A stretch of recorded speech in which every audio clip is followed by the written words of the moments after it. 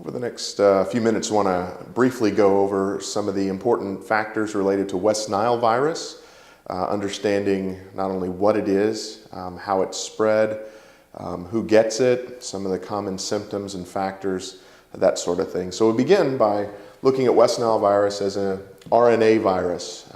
It's on the genetic level and it's spread by infected mosquitoes. They've done tests and found that because of the spread of West Nile virus through infected mosquitoes into human hosts, that the infection has been found in donor organs, blood transfusions, and even breast milk.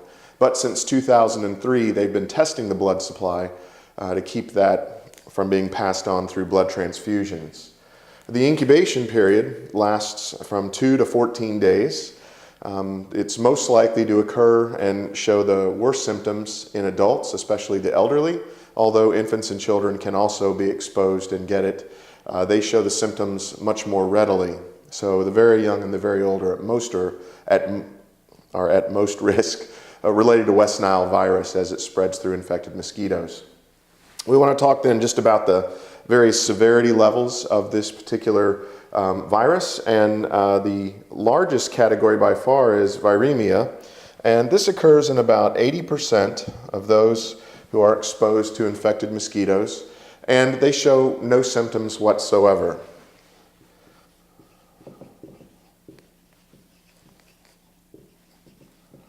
And that's a good thing. So 80% of those who are infected show no symptoms whatever.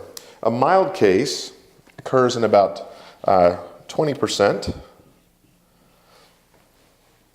more or less. And in this case, they get West Nile fever. The symptoms are characterized by fever, malaise, lymphadenopathy, headache, rash, nausea, vomiting. The acute stage usually lasts within just a few days, but symptoms may persist beyond that for weeks. And these persistent symptoms that are often experienced include things like muscular weakness, fatigue, problems concentrating, fever, headache. And out of this 20% who get a mild case, 30% of those, of that 20%, will need to be hospitalized. So a smaller percentage of this small percentage will actually need hospitalization. So those who do get a mild case with West Nile fever, they do show the symptoms, but they don't require hospitalization. Less than 1% of those who are infected with West Nile virus get a severe case. And in this instance, unfortunately, severe neurological symptoms occur with meningitis and associated symptoms being the most common in children and young adults. Treatment is supportive during illness and obviously preventive. So once the illness is there, it's supportive treatment, trying to get them through it, but a lot goes into preventive treatment as well in terms of spraying for mosquitoes and encouraging families in areas where it's likely to make sure that there's mosquito repellent when the children or the elderly especially are going to be outside at dawn or dusk when there's the most likely chance of exposure. So once again, in thinking about West Nile virus today, it's an RNA virus spread by infected mosquitoes. The infection has been found in donor organs, blood transfusions, and breast milk, although since 2003, our blood supply has been monitored for this, and therefore that has kept the amount spread that way very low.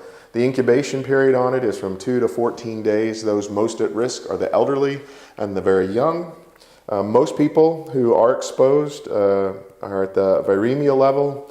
80% of people are there, no symptoms at all. About 20% get a mild case. There are symptoms here, but 70% of those need no hospitalization, 30% will.